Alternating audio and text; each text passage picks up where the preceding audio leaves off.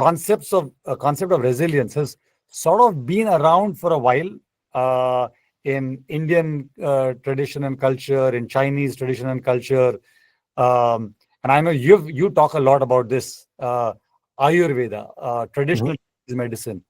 What are some of the concepts that you've seen there that have already been going down this path of resilience well before the rest of the world caught up?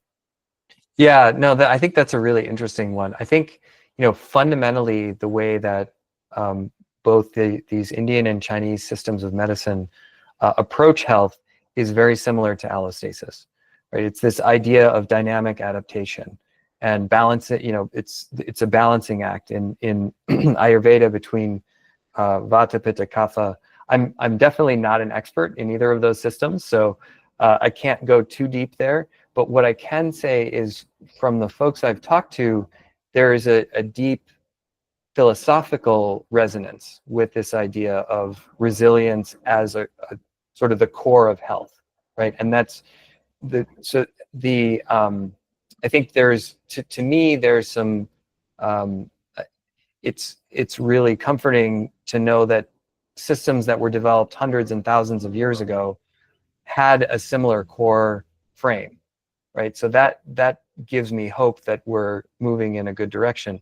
I think the other practical thing that's really interesting about this is, as the physiological underpinnings of resilience become clearer, as we establish better metrics and how we expect the fluctuations to go, we can measure some of these other systems in their own context.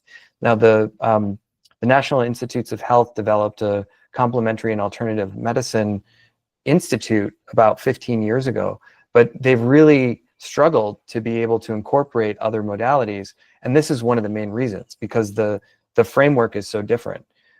You don't treat someone with a stomach ulcer the same way all the time, because what you're looking at is their chi, or you're looking at their doshas, and you're helping to balance. And this fits in much better with the resilience framework.